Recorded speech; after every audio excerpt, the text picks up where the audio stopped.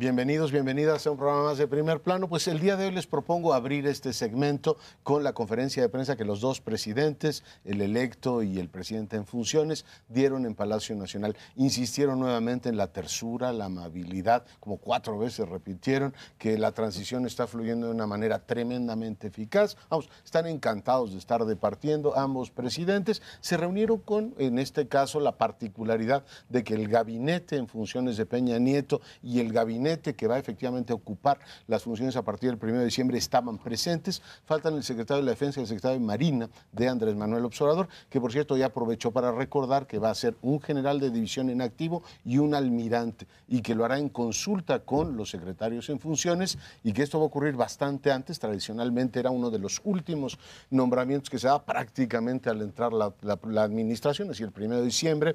Ahora vamos a tener ya desde tiempo previo al nuevo secretario de Defensa, al nuevo secretario de Marina, digamos, despachando como ocurre con las otras dependencias. Desde notarse que en la conferencia de prensa se notó un alto grado de sintonía y de respeto. Los reporteros hicieron su trabajo, les preguntamos sobre los temas polémicos que ya comentaremos a lo largo de este programa, la reforma educativa, el tema del aeropuerto, y muy respetuosos. Este señor será presidente a partir del día 1 de diciembre, decía Peña Nieto, y él es el responsable de lo que ocurra entonces. Yo seré perfectamente escrupuloso en no meterme en este tema, y López Obrador también le dio su lugar y dijo: lo voy a respetar hasta el último minuto que dure esta administración. Así es que, bueno, esto va bastante rápido. Estamos a 20 de agosto y ya parece que el gobierno va a tomar posesión el 1 de septiembre. Sin embargo, pues sí, esto tiene de inédito la transición. ¿Cómo ven esta conferencia de prensa? Que, por cierto, si la memoria no me falla, es la primera de Peña Nieto.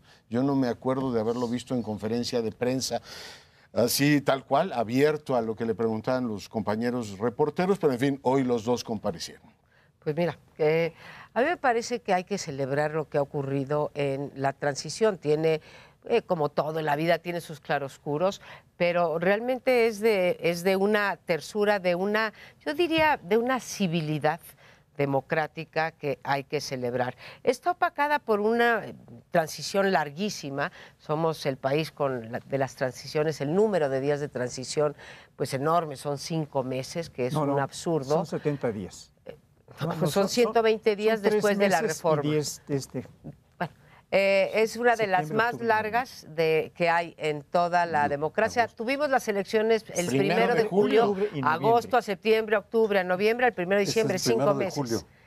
Del 1 de julio al 1 de diciembre, 5 meses. Ah, de la elección. Sí, 5 meses, una de las más largas que hay en el planeta, ¿no? Entonces, hay países como Gran Bretaña, en donde a los 9 días ya está tomando el nuevo primer ministro, pues, posesión, que es lo más natural. Digamos, un intermedio, un par de meses, ¿no? Para que haya esta transición entendida. Pero, vaya, yo sí celebro esta civilidad democrática. Si es porque Andrés Manuel López Obrador sacó 63% o porque los dos señores son muy civilizados, me da igual, creo que hay que celebrarlo. Y creo que López Obrador también está aprovechando muy bien el tiempo en términos de enterarse, de juntar a los equipos, aunque formalmente hoy comenzó la transición formal de que se juntaron los equipos. Sabemos que ya había habido reuniones previas entre los equipos de Hacienda de los ambos presidentes, el electo y el constitucional, y qué bueno que se avance y que se aproveche. La única parte donde yo diría que el equipo de López Obrador y el propio López Obrador debería de tener un poco más de cuidado, y voy a decir por qué, es en la cantidad de anuncios que nos ha dado a la población.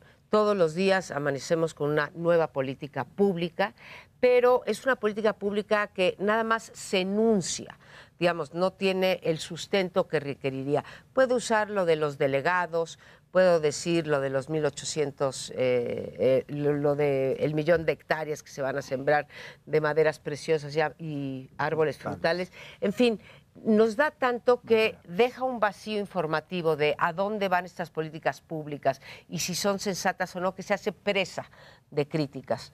Pero sí, coincido con Leonardo, pareciera que va a comenzar mañana, o yo incluso te corregiría, Leonardo, que ya comenzó el nuevo gobierno. Yo cuidaría eso porque está siendo realmente una transición ejemplar. Sí, en un ambiente un poco raro porque todo parece posible, pero nada está seguro. Y si uno va comparando, es bien claro que depende de quien está a la cabeza de cada dependencia, es más o menos claridad sobre el tema. Porque, por ejemplo, yo sigo algunos temas, por supuesto, igual que todos los de esta mesa, algunos me llaman más la atención, y en el asunto de justicia transicional o atención a las víctimas, me da mucho gusto ver cómo está cuajando gradualmente la claridad de la propuesta. Ya sabemos, por ejemplo, que en gobernación va a estar justicia transicional y comisiones de la verdad, y que Alejandro Encinas va a empujar las comisiones de la verdad, y ya sabemos que va a haber comisiones de la verdad por región, estado, temas paradigmáticos, es decir, Ayotzinapa, Nochistlán, Tatlaya, e incluso por delito. En consecuencia, ella se está prefigurando ahí con enorme claridad hacia dónde va, mientras que hay otros asuntos, y ya veremos más adelante, como el del aeropuerto, en el cual ahí hay un enredo que yo no acaba de entenderse bien a bien qué se va a hacer y si la consulta es vinculatoria para quién, porque unos dicen una cosa y otros dicen otras, pero en todo caso, es un momento inédito que debemos disfrutar. Yo creo que estos meses tenemos que disfrutarlos porque pues nunca había pasado algo así. Me recuerdo a Fox que se la pasó buscando con sus headhunters a personas que quisieran sumarse, le llegaron miles de solicitudes, las ignoró casi todas y se quedó con el grupo que ya había decidido. En fin, ahí empezó a desdibujarse su gobierno. Es un buen momento, es una buena etapa y disfrutémosla, propongo, en lo que cabe, porque a partir del 1 de diciembre ahí sí empezará todo. Y por cierto, una anécdota, el cambio de gobierno es a las 12 de la noche en punto, entre el último día de noviembre y el 1 de diciembre, cuando en la Secretaría de la Defensa Nacional se cambia el poder y entra el nuevo secretario de la Defensa al mando de las tropas. Ese es el cambio. Lo demás ya es el añadido, es la parte pública. Bueno, yo creo, como ya se ha insinuado, que esta distancia entre la elección o entre la declaración de mayoría, que sería realmente la etapa, porque antes se tiene la incertidumbre hasta que el Tribunal Electoral del Poder Judicial de la Federación no da la mayoría, la constancia de mayoría al presidente que se considere electo. Es por eso que se ha hecho hasta el día de hoy esta primera sesión formal de tránsito, que de todas maneras es muy larga, es de 3 meses, 10 días, porque, y en estos 3 meses, 10 días pueden pasar muchas cosas que nos ponen un interrogante de riesgo, de peligro, que puede haber. Como ya decía María Amparo, en la mayor parte de los países la distancia entre la elección y la toma de posesión es mucho más breve para evitar todo esto. Y yo creo que en cuanto a la reunión que hubo el día de hoy, aparte de la tersura, habría que comentar que hay algunas cosas que siguen en pie como contradictorias o como conflictivas. En las declaraciones de López Obrador hubo la insistencia en que va a echar atrás la reforma educativa y también en que va a someter a consulta, de lo cual hablaremos en otro bloque, sobre la construcción del aeropuerto, cuál es la mejor, y pidiéndole a los medios que se sirvieran informar cuáles son las ventajas y desventajas de cada uno de los 2 proyectos que están en curso. Yo veo que esto sí trae tranquilidad a los mercados, sí trae una buena disposición de ánimo de la ciudadanía en términos de estar viendo que hay una, yo no diría solo tersa, sino institucional transferencia de poderes que se va a empezar a operar secretaría por secretaría, entidad por entidad.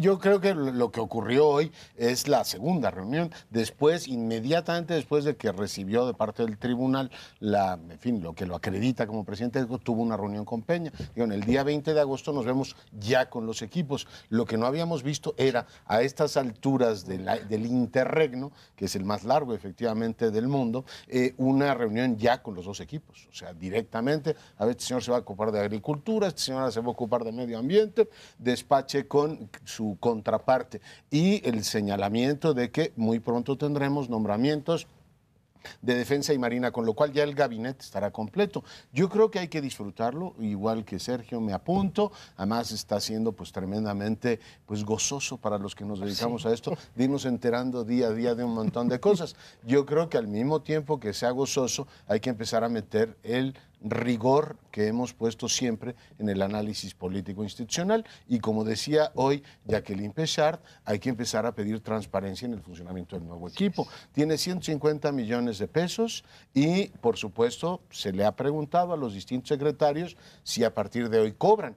Yo me pregunto cómo se van moviendo, por ejemplo, a los foros, estos tan interesantes, si lo pagan de su pecunio, si no lo pagan, si reciben emolumentos, cuánto van a ganar cada uno de ellos y quiénes de los que han sido nombrados hasta ahora reciben efectivamente estipendio o no lo reciben.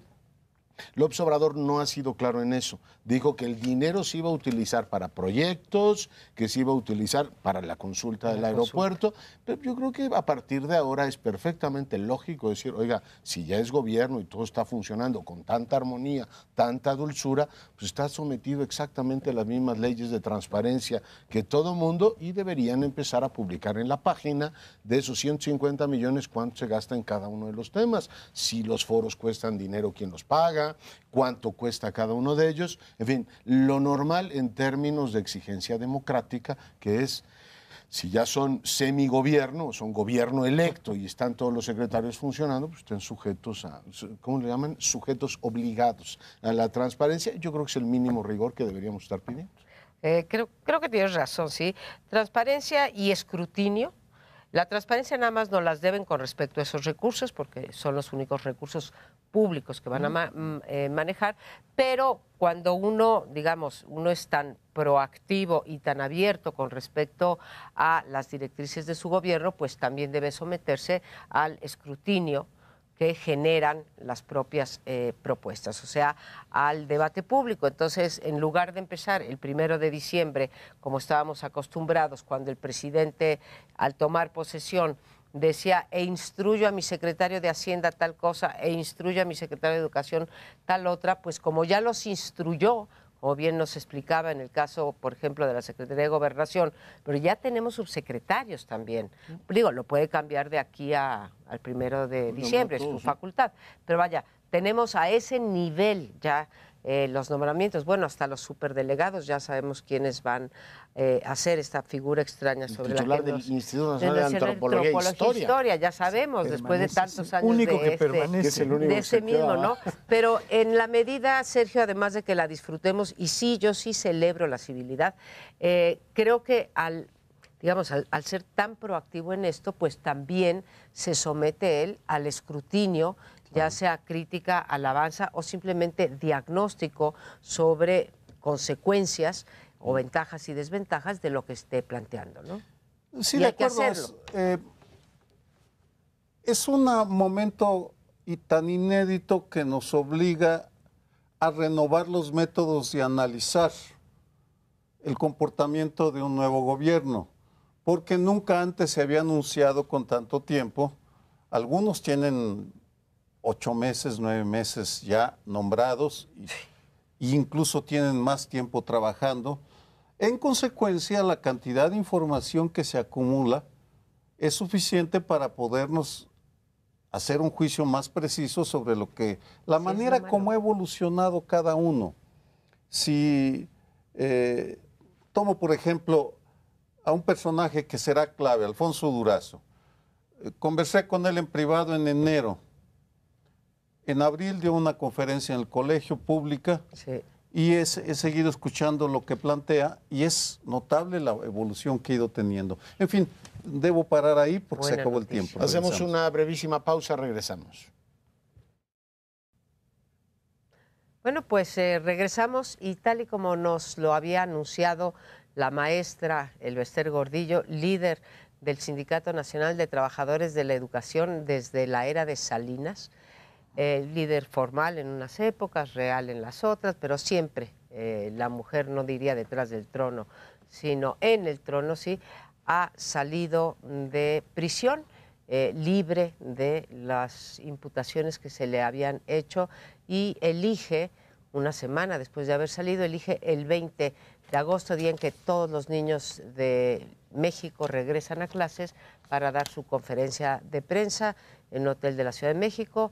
La dio una conferencia de prensa leída, una conferencia de prensa bien pensada, con mensaje político y sin permitir que se le hicieran preguntas por parte de la prensa congregada allí. ¿Qué es lo que nos informa? Básicamente nos informa de el carácter político de su detención, en lo que tiene razón. También creo que falta es el carácter político de su liberación. Ahora voy a abordar sobre ello, y lanza un mensaje muy claro, agradece a los que no la traicionaron. Es muy claro que en su visión Juan Díaz Torre, actual líder secretario general del sindicato, la traicionó, y dice: hoy estoy en libertad y hoy se entierra la reforma educativa. Habla de la palabra enterrar. Digamos, eso es lo que yo resaltaría. No habla de si va a ser política, de si va a regresar formalmente al sindicato, no habla de nada más, sino de que se hizo justicia. Mi opinión es que, de la misma manera que se la metió, independientemente de lo que haya hecho a lo largo de los años como líder sindical, se le metió por razones políticas. No es que no haya podido la Procuraduría armar un caso convincente, salió también por razones políticas. ¿Cuáles son estas? Es materia de especulación, pero no puedo yo pensar que si hubiera habido voluntad política para liberarla antes o para mantenerla todavía en prisión, lo hubieran hecho, porque en efecto la Procuraduría es un arma política de la Presidencia de la República hasta este momento.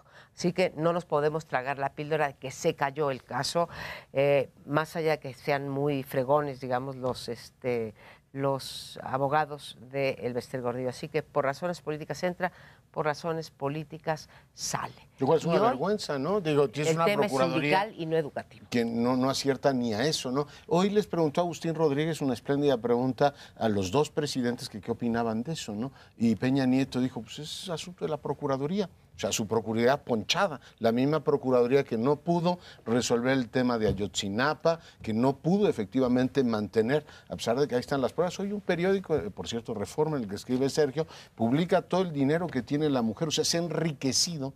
Sigue contándonos la historia de la herencia familiar, nunca centenarios, algunos han dado tanto a riqueza como eso, y ante, digamos, esa pornográfica acumulación de riqueza, la Procuraduría no ha encontrado elementos. Y Peña Nieto dijo eso, el López Obrador dijo que pues, él iba a respetar los derechos de la señora y que no tenía absolutamente nada que decir, más que no tendría puesto en el gobierno, lo aclara, y que no iba a tener injerencia en la política educativa. No veo a López Obrador permitiendo que haga Elbester Gordillo lo que hizo con Fox y Calderón, es decir, someterlos y directamente ¿cómo se llama? Conducir la política educativa. Pero que hay una alianza, está claro. La señora Elbester Gordillo anunció su salida el día que estaba nombrando presidente electo a López Obrador, el mismo día. Y dice Ricardo Rafael, que entiende mucho de este caso, ella lo hizo coincidir directamente, y el presidente electo tiene 1000 formas de hacer ver a sus aliados que a lo mejor no conviene que sea el mismo día, y el día que están arrancando las clases y se reitera que la reforma educativa va para atrás, la señora sale y lo declara. ¿Y por qué lo permite Peña Nieto, Leonardo? ¿Cómo que por qué lo permite? Que ese día sea ponchado. Como si dependía de Peña Nieto ya eso, ¿no? Ponchado, dice, la señora tiene sus derechos, y eso depende de una procuraduría. Fue efectivamente para mí muy triste que la ética pública en este país está en los niveles en los que está, que una mujer que se ha hecho rica en base al dinero del sindicato, resulta que es tratada casi como si fuera una ciudadana ejemplar, ¿no? Todo mundo le va a respetar sus derechos. Vaya por Dios. Hay 3 comentarios, una lectura entre líneas. Ella va a la cárcel a raíz por muchas razones, pero a raíz de un discurso que pronunció en Cancún, en la cual dice, quiero que mi epitafio diga, aquí yace una guerrera. Y el día de hoy retoma el concepto y dice, esta guerrera va a descansar. Pero en otros párrafos del discurso dice, defenderemos los derechos de los maestros, en plural, incluyéndose. Por tanto, no sabemos bien a bien cómo se vaya a mover, pero que regresa decidida a pelear, lo es, no hay ninguna duda. Segundo, asegura ser inocente, pero no explica el origen de su fortuna. No dice una sola palabra, pese a que el día de hoy Reforma, en efecto, saca su herencia de 363 millones de pesos, casi 400 millones, y sabemos que ella inició como maestra con una vida de penurias, porque eso lo ha declarado. Es decir, sigue la sombra de dudas sobre su enorme fortuna, sobre lo que nadie quiere opinar, porque aquí el enriquecimiento inexplicable prefieren pasarlo, hacerlo a un lado. Vamos a ver si es uno de los casos que toma la campaña contra la corrupción de Andrés Manuel López Obrador. Finalmente, el toque femenino. Me llamó la atención que toma la foto de cuando está tras las rejas, una foto muy famosa que difundió el gobierno de Peña Nieto, que sí es una agresión a la feminidad, porque se ve una mujer derrotada, ajada. Postrada. Y vamos, el día de hoy sale perfectamente maquillada, arreglada, elegante, sin los excesos de antaño, para decir, aquí estoy, y regreso decidida a pelear. Dirán lo que quieran Enrique Peña Nieto y Andrés Manuel López Obrador, pero el alacrán y sus alacrancitos, o la alacrana y sus alacrancitos están de regreso. Normalmente a las alacranas se las comen los hijos después de que dan a luz a... Punto. En este caso, pues no, la alacrana sigue tan campante como Johnny Walker. Ahí va caminando. Yo quisiera decir, ya ustedes señalaron lo principal del discurso, yo quisiera decir lo que estoy viendo y muchos están viendo como un conflicto muy fuerte en el sindicato magisterial, en el Sindicato Nacional de Trabajadores de la Educación, porque se están haciendo desde hace tiempo dos bandos. Los que aclamaron ahora a Elvester con su salida y que la quieren volver a llevar a la dirección del sindicato, que por cierto tiene una característica muy rara. Ni en los partidos socialistas ni en los sindicatos existe presidente, siempre es el secretario general. Este es un caso de excepción en donde se pone a una presidenta y esto es verdaderamente extraño. El secretario general, que es el que va a encabezar el otro bando, ya lo está encabezando, ya quieren defenestrarlo, ya quieren sacarlo, lo están acusando de traidor y se va a armar la de Dios es Cristo en el Sindicato Nacional de Trabajadores de la Educación, lo cual puede venir bien a la CENTE, a la coordinadora, porque se va a aprovechar de esta conflictiva que hay de quién dirige el Sindicato Nacional, que es el fuerte, para volverse a montar.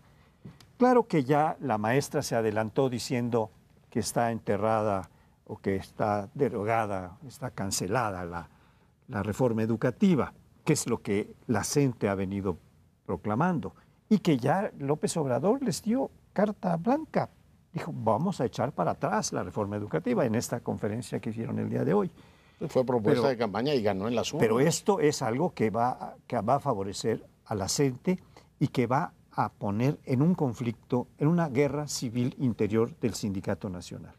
El López Obrador dice hoy también, a pregunta expresa, que él procurará que haya democracia sindical, como procurará que haya democracia en todos los ámbitos de la vida nacional, pero bueno, pues él sí ha tomó partido durante su campaña entre el Sindicato de Trabajadores de la Educación y la coordinadora, pero la pena, no sé quién lo decía, es que hoy, como ahora que habla Paoli, ¿sí?, estamos ya discutiendo más que el futuro de la educación, el futuro del sindicalismo. Creo que es clave lo que dijo la maestra Elba Ester Gordillo, porque la hermana en eso con López Obrador. Los dos quieren enterrar la reforma educativa. De hecho, más allá de la anécdota que tú cuentas, que es perfectamente verídico lo de la guerrera, en ese mismo discurso lo que ella dice es que no habrá reforma educativa y, según muchas interpretaciones, es lo que le cuesta irse a la cárcel, ¿no? Que cuando ella dice que va a ir en contra de la reforma educativa del presidente de la República, de Peña Nieto. Hoy hay una coincidencia entre el presidente electo y la nueva, bueno, pues la recién liberada Elba Ester Gordillo con respecto a la educación. Lo que yo no sé, porque tampoco lo dijo Elba Ester Gordillo y tampoco lo ha dicho Andrés Manuel López Obrador, ¿en qué va a consistir esta nueva reforma educativa que él anuncia? En la norma y también en la parte centrada en los maestros está esta, centrada en los niños también está esta.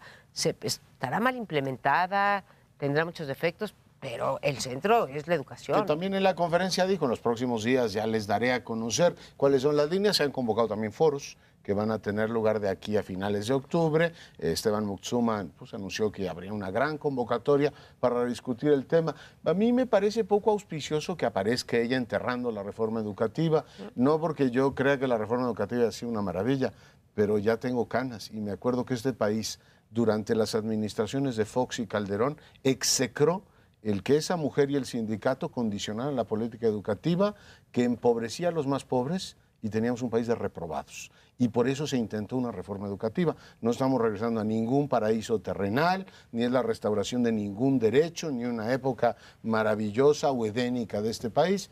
Si efectivamente imaginamos otro escenario para la cuarta transformación del país, yo ciertamente el regreso del Elba Ester Gordillo a tomar decisiones en la educación, no puedo imaginar uno peor, ¿eh? O sea, ciertamente esta idea de volver a ese pasado con el control del sindicato me parece terrible. Sí, creo que si uno compara las diferentes políticas en el tema educativo, estaríamos ante la primera regresión, porque más que transformación, lo que veremos es una regresión. Tal vez sea mejor lo anterior, porque lo que nos han entregado pues es mucho gasto en publicidad y pocos resultados, pero por ahí no se le ve, no se ven ideas innovadoras, sino bien planteado el regreso del Elba Ester Gordillo. Bueno, pues eso tenemos, el regreso del Elba Ester Gordillo el día que Andrés Manuel le dan su declaratoria y también el día que se entierra la reforma educativa. Vamos a un corte, volvemos enseguida. Hasta donde vamos en este proceso de transición de un gobierno a otro, hemos tenido un buen número de discusiones o de temas que se están debatiendo, pero hay dos que han resaltado dramáticamente por su vigor en la confrontación. Uno de ellos es el de las víctimas, el de la política de seguridad y el tratamiento a las víctimas, que ya tocamos en otro momento, y el de ahora, que está mucho más vigente, es el de la consulta sobre dónde se construirá un nuevo aeropuerto, porque el país requiere, la capital del país requiere un nuevo aeropuerto, sin duda. El que está ahora existe ya está, pues como decías en tu artículo de hoy, creo que está colapsado, ¿no? Prácticamente, Leonardo. Pero esta discusión tiene un planteamiento doble, ¿no? O se hace en Texcoco, que aparentemente, según un buen número de técnicos, es el mejor lugar, o bien se hace en Santa Lucía con 2 pistas y se remodela o remoza el actual. Y ahí hay, pues, argumentos a favor y en contra de cada uno de los 2 proyectos. ¿Qué es lo que ha dicho el presidente electo Andrés Manuel López Obrador? Que se hará una consulta para resolver. Entonces, uno inmediatamente, tal vez por deformación de jurista o de abogado, pues fui a ver la Constitución para ver cómo se hace una consulta, de la que está prevista en el artículo 35.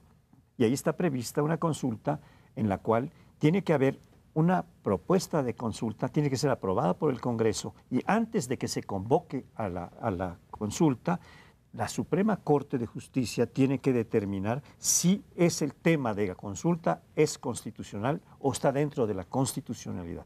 Nada de esto va a pasar porque la consulta que se está proponiendo ahora es una consulta que va a organizar la propia oficina del presidente electo a través tal vez del próximo secretario de Comunicaciones y Transportes. Y no se sabe cómo se va a hacer, quién la va a desarrollar, cómo se va a controlar y qué resultados va a haber y si va a ser o no vinculatoria, porque eso no lo puede decidir una persona. Eso está decidido en la ley, en la Constitución, que es vinculatoria cuando participa en esa consulta el 40% de las personas que están en el padrón electoral. Pero en este caso no hay ninguna de las bases, ninguna de las reglas que podamos tener. Le dejo este tema para... Pues no solo eso, nos falta nos falta un criterio más jurídicamente, nos falta un criterio más. Las consultas populares solamente se pueden hacer 2 veces durante el sexenio. Ni siquiera durante el sexenio. Es en las elecciones presidenciales y en las elecciones intermedias. También, cuando se hacen las consultas y no es el caso. Y no es facultad del presidente electo, es facultad en todo caso, del presidente constitucional o del Congreso y con todas las cuestiones que ya nos explicó Paoli. También hoy que salían los dos presidentes a pregunta expresa de algún reportero sobre la consulta, él afirma que lo va a someter a consulta y que es vinculatorio, porque es vinculatorio para él. Claro. Pero no para el Congreso. Sí, no es para el Congreso, pero es que no necesita la mayor parte de echar para atrás el aeropuerto, no necesita necesariamente pasar por el Congreso. Entonces es una decisión unipersonal de nuestro Ejecutivo, que también es unipersonal. Entonces, si él quiere hacerla vinculatoria y decirnos que ganó, porque además pues él la va a controlar, que ganó la postura, pues será. Aquí veo 2 posibilidades. Uno, que use la consulta para ratificar que se haga en Santa Lucía, que es lo que han dicho incluso algunas calificadoras. Y la otra es lo contrario, que ya vio que en realidad es mejor hacerlo en Texcoco y quiere llenar de legitimidad, ¿sí?, la idea de cambiar una promesa de campaña que no se iba a construir el nuevo aeropuerto de la Ciudad de México. Al presidente. Entonces, ahí podría ser. A mí lo que me preocupa es la idea de las consultas. Le preguntan ¿qué onda con las consultas? Y él dice, las utilizaré siempre que haga falta consultar a la gente, porque el pueblo es sabio, porque el pueblo no se equivoca y porque el pueblo no es tonto. Son tontos los que piensan que el pueblo es tonto. Pero a ver, yo creo que una última cosa para cerrarte, y porque quiero saber tu opinión. Mi pregunta a Andrés Manuel López Obrador es: ¿cuáles sí son objeto de consulta y cuáles no? ¿Cuál es el criterio para que el aeropuerto sí y los superdelegados no, o la amnistía no, o lo que sea? ¿Por qué el aeropuerto? Creo que Leonardo, te aventó la pelota a ti. No, a ver, yo creo que es vinculatoria porque él convoca la consulta y él dice que lo que salga de esa consulta va a ser efectivamente, o sea, para él es vinculatoria porque le resuelve un problema a él. O sea, él planteó en campaña que se iba a suspender el aeropuerto. Y lo que procedería es que la consulta, el pueblo sabio ya habló y dijo, queremos que usted sea el presidente, y uno de los temas por los que se eligió fue precisamente el tema del aeropuerto. Él puede, una vez llegado efectivamente a la presidencia, decir con la tranquilidad que Alfonso Durazo dijo, a ver, ya nos lo pensamos mejor y lo de la Guardia Nacional no va. Así lo dijo, tal cual. Vamos a disolver el ejército, ya oímos distintos puntos de vista y no va el tema de la Guardia Nacional por el momento. Él pudo haber dicho, ya me lo pensé mejor, o ya llegaron los señores de Mitre y me convencieron de que no es conveniente dar marcha atrás en el tema del aeropuerto. Sin embargo, algo le perturba al presidente electo. O sea, algo no lo tiene contento para decidir finalmente, pues señores, doy marcha atrás. Y quiere efectivamente, pues una consulta que le dé la legitimidad de decir, no fui yo quien decidí, sino una consulta, dijo en el Congreso de Morena, honestamente hecha. Y él la va a convocar. Él va a definir las preguntas y por supuesto, a partir de ahí defines todo. ¿Quieres un aeropuerto en el que los especuladores inmobiliarios se hagan ricos y además le cueste un dineral al erario público? ¿O quieres una solución mucho más barata que sea Santa Lucía? O igual opta por una formulación neutra, es decir, Mitre y los técnicos dicen que es mucho más viable esto y la Canadero opina que el Texcoco es lo mejor. O bien vamos a Santa Lucía, donde tendríamos que reducir la frecuencia de vuelos y tendríamos que ver cómo conectamos los dos aeropuertos. O sea, en la forma en que preguntas tienes la respuesta. Por tanto, yo creo que es perfectamente vinculatoria y en última instancia es pues la forma en que el presidente le quiera formular. Si es consulta, si es encuesta, por cierto, el pobre Jiménez Espriu lo tienen un día diciendo una cosa y otro día otra, porque ya había dicho, oiga, los medios se inventaron que iba a ser consulta y solo iba a ser a los técnicos, y López Obrador dijo, no, va a ser a los técnicos, pero después a la gente. Bueno, pues esa es una buena pregunta. ¿Por qué se le atraganta tanto el aeropuerto, Andrés Manuel? Propongo una explicación, es hipotética, porque es tal vez el ejemplo más acabado de la corrupción que caracterizó al gobierno de Enrique Peña Nieto, es decir, la construcción pública como método para el enriquecimiento. Y en ese sentido, de ser ese el caso, pues debe ser muy difícil si tienes años señalando a la mafia del poder que es entre empresarios y políticos, siempre gobernantes, que tengas que tragarte y aceptar el ejemplo máximo y además seguirlo financiando. Creo que eso es lo que se le atraganta. Como hipótesis, en ese sentido, tal vez por ello es que se ha metido en un enredo innecesario, porque es cierto, Jiménez Espriu dice un día que la consulta va a ser una cosa, pero la opinión técnica es la que va a contar, y luego viene el presidente electo a decir, no, la consulta va a ser vinculatoria para mí. Bueno, supongo que también para Jiménez Espriu, pero bueno, esos son los enredos. ¿Cuándo tenía el método perfecto, que es el que están siguiendo con las concesiones de energía, de petróleo y gas? Que es primero revisan concesión por concesión, luego dan una opinión y deciden, esta no va porque hay corrupción. Porque hay corrupción. Lo mismo pudieron haber hecho en el aeropuerto, decir, señores... ¿Lo habían anunciado así? No, pero no están revisando que yo sepa. No estoy diciendo como método, porque vamos, aquí todavía estamos, no tenemos resultados. El método con las concesiones es, están revisando y en unos meses nos van a decir, esta es buena y esta no es buena, y a partir de ahí se toman decisiones. No decidieron hacerlo en el aeropuerto, por mi opinión, por el tamaño del bocado, y en consecuencia pues, están metidos en ese enredo. Sergio, yo no estaba tratando de contradecirte. Efectivamente se anunció que iban a revisar contrato por contrato de todos los contratistas, y los que estaban bien pasarían y los que estaban mal pues echaban para atrás. Eso es lo que se dijo en campaña. Es cierto, pero aquí la cuestión es la que ya planteaba Leonardo, lo de vinculatorio. Vinculatorio, jurídicamente hablando, porque está así en la Constitución, es solo el procedimiento que está establecido en el artículo 35. El presidente electo no necesita decir que esto es vinculatorio para él. Él tiene la facultad para tomar la decisión final sobre si se hace o no, sin necesidad de consulta. No, claro. Sería muy importante que tomara en cuenta lo que los técnicos dicen, y los técnicos están divididos. Entonces, si no se hace una consulta de acuerdo con la Constitución, sino de acuerdo con las reglas que en ese momento se van a establecer, en el momento previo a la consulta, pues vamos a entrar en una discusión muy fuerte, porque no se está atendiendo lo que dicen los técnicos. Porque va a haber votación entre los técnicos, o cómo se pero decide. sí se va a atender. Ya dijeron. Pero sí se va a atender lo que diga el pueblo. Jiménez Espriu que los medios difundamos toda la información posible para que el pueblo en octubre sea consultado.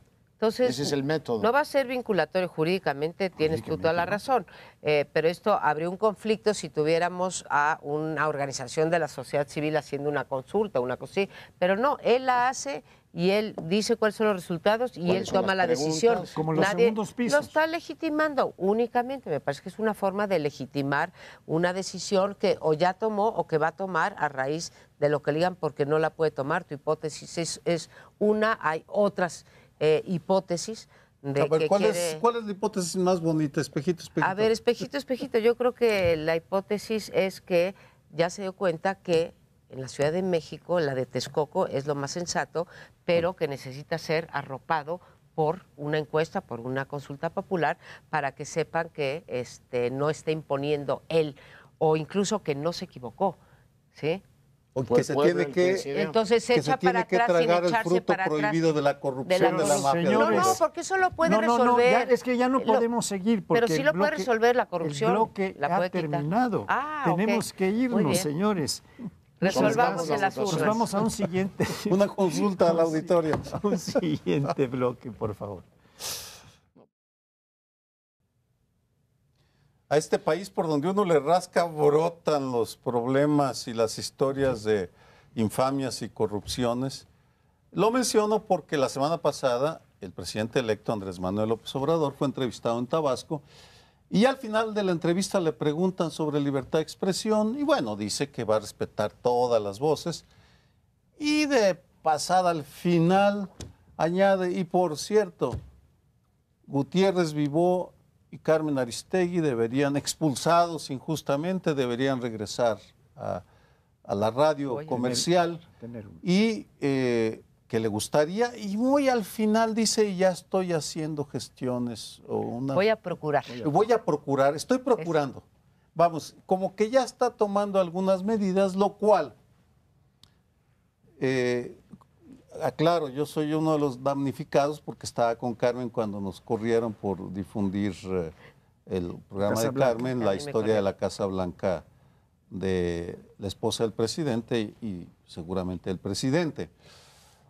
Pero la pregunta de fondo es otra. ¿Cuál es la relación entre el presidente, los concesionarios, los periodistas y las audiencias? En mi opinión, es la oportunidad para que el nuevo gobierno redefina cuál va a ser la política del gobierno federal, no del Suprema Corte, no de los demás partes del Estado, frente a concesionarios. Porque una sugerencia de este tipo puede ser interpretada como una orden por los empresarios que han recibido concesiones del Estado. No son los dueños, son los concesionarios. Yo creo que la está definiendo, ¿no? En la misma sugerencia, si tú eres el titular del Ejecutivo y una concesión, ciertamente, pues, al sugerir algo así, automáticamente pues veo difícil que un concesionario diga, no estoy seguro que se lo diga a uno directamente, pero pues me voy a resistir porque el presidente tiene autoridad. Ha habido momentos en los que se resisten los concesionarios, por ejemplo, cuando, en fin, en MBS hubo el problema que hubo, pues recordará que se sugirió, que el presidente Calderón sugirió que pusieran a otro comentarista y no a Carmen Aristegui, y finalmente, bueno, pues finalmente los concesionarios hacen lo que en su momento consideran que es más oportuno, pero en términos generales creo que ha habido una magnífica relación desde que era jefe de gobierno López Obrador con los concesionarios, una relación muy cercana con Gutiérrez Vivó. No me sorprende que regrese efectivamente, digamos, a la escena pública. Debo decir que creo que van a enriquecer enormemente las ondas de radio, es decir, son dos periodistas muy reconocidos. Yo los tengo por periodistas independientes, por tanto, no me parece que la mejor vía para que regresen sea porque el presidente gestiona su regreso, sino que el propio mercado, la lógica de las concesiones, efectivamente fuera esa, ¿no? Las audiencias, cómo se van nutriendo. No deja de sorprenderme que a pesar de que vivimos en la época de Internet y se dice que hay tantos millones de personas que consultan el Internet, se siga efectivamente planteando que las radios comerciales y la tele privada sigue siendo la fuente donde la gente se informa, cuando las encuestas nos dicen que hoy nos informamos mucho más por Facebook y por redes sociales. ¿Cómo las llamó el presidente? Las benditas redes sociales. Pues resulta que a la hora de repartir también el tema de la deliberación pública hay cierta preferencia por los medios tradicionales. Yo creo que eso también nos dice mucho de esta declaración. Yo también creo que es un error. Perdón. No, adelante, adelante. Creo que es un error que el presidente electo se haya pronunciado en el sentido de qué periodistas deben estar al aire o en sus medios. No dijo quiénes no, pero sí el que dice quién puede decir también quién no. Esto no tiene nada que ver con la libertad de expresión. ¿No pidió el regreso de Pedro Ferriz, por ejemplo? No, y de otros. Algunos no podrían porque ya murieron, pero este problema es un problema que está apuntando en muchas otras direcciones o de muchos otros asuntos, una decisión de tener un hombre al mando exclusivamente. Volver al tiempo en que qué horas son, qué periodistas deben estar en el radio, en la televisión, en los medios impresos, las que usted diga, señor presidente. Espero que no sea este el caso, pero eso es para donde está apuntando. Esa es la mayor crítica que se ha externado, tener un hombre fuerte que va a decidirlo todo en el legislativo, en el ejecutivo y con la liberación de la maestra que tocábamos en un tema anterior, parece que también en el judicial. Yo creo que la mejor... ¿sí? ¿verdad? Sí, por supuesto. No, ¿quién va a osar decirte que no digo, no puedes sé si hablar? me tocaba, no sé si me tocaba así, Claro, ¿verdad? por supuesto, claro. Era mi turno.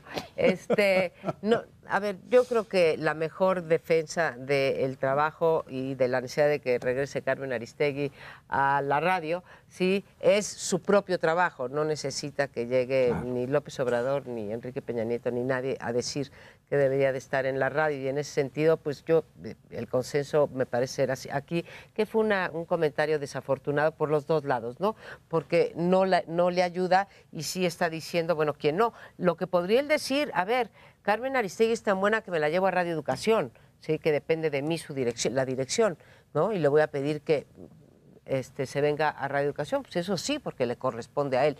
El resto, pues sí, es decir, el Canal 11 es del Poli. Pero el Poli es una entidad del Estado mexicano. Pero vaya, lo que no le corresponde decir quién debe de estar en los medios, quién debe estar escribiendo, quién debe estar hablando. Yo no creo que lo vaya a hacer. Sé que tú dices ojalá y no ocurra, pero creo que Sergio pone en la mesa algo más allá de Gutiérrez Vivo y Carmen Aristegui, que es la relación prensa con los medios. La gran dependencia que hay de la prensa... Prensa Poder, gracias, Leonardo. De la Prensa Poder, que es el tema que nos ha ocupado desde hace muchos años en términos de la democracia. Cómo hacer que los medios dependan cada vez en menor medida de la publicidad gubernamental y cómo hacer que el dinero que reparta el gobierno, tanto en épocas de campaña como no de campaña, ¿sí?, no sea de manera discrecional. Ahora recientemente ha causado mucho revuelo porque Luis Carlos y yo reprodujimos una hoja además de la Secretaría de Seguridad Pública, en donde se dice cuánto se le da a cada, no es investigación propia, no es simplemente una fotostática de cuánto se le da a ciertos páginas de internet de los comunicadores, sí. Pues nosotros no implicamos ningún tipo de corrupción y mucho menos estamos describiendo. No salíamos ni una tú ni relación. yo, pero Eso es un gran tema, porque yo creo que hay que restaurar los debates sin nombres y apellidos y prescindiendo de las administraciones. Peña Nieto prometió al arrancar esta administración, y te lo digo en personal porque a ti y a mí nos tocó vivir eso en primera persona. Peña Nieto prometió un instituto que fue ampliamente aplaudido por la academia, las ONGs, que de manera independiente dijera los tiempos del Estado y los recursos del Estado se van a administrar con criterios absolutamente transparentes, tanto dinero para tal medio sin criterios o favoritismos personales o políticos. Termina el sexenio y no lo cumplió. Empieza este sexenio Estaba en el pacto por México. Y yo no veo esta demanda. O sea, yo no veo que los mismos voces estén diciendo, oiga, y ahora que hay un gobierno con el que hay un sector que simpatiza, ¿eso no es buena idea? ¿O sigue siendo buena idea? ¿O solo era buena idea cuando estaba un presidente que no caía bien a un sector? Yo creo que hay que restaurar eso. Y yo creo que la relación debe ser pulcra, limpia, transparente, y no puedo estar más de acuerdo contigo. El trabajo de ambos, tú mencionaste a Carmen, yo retomo a Gutiérrez Vivo. Todos los que hemos hecho radio le reconocemos un magisterio a José Gutiérrez Vivo que abrió un montón de espacios en este país. Y si regresan, bienvenidos. Simplemente creo que las reglas que se pedían en otro momento deberían seguir siendo vigentes en esta administración o se deberían seguir pidiendo, que es transparencia en el manejo del dinero público y no darle dinero a los consentidos del gobierno como ustedes lo acreditaron, ¿no? Como nosotros no, te digo, fue la función Ahí está pública. la página con los millones que recibía cada uno. Yo creo que eso vale la pena que lo vea la gente, ¿no? Como Pues con sí. el fiscal carnal. Que lo vea la gente. Fascinante. Pero me lleva un asunto lateral pero importante. ¿Qué temas entran en la agenda de la discusión pública? La relación poder, prensa o medios de comunicación es fundamental y sin embargo estaba fuera hasta que Andrés Manuel lo menciona. Creo que todavía estamos en este periodo de gracia en lo cual hay una competencia por lograr meter los temas en la agenda. Me parece que deberíamos, como mesa interesada en estos temas, en insistir en la necesidad de que se tomen en consideración lo que está pasando en el gremio periodístico. Somos un gremio acosado, lleno de asesinatos, intimidaciones, de corrupción.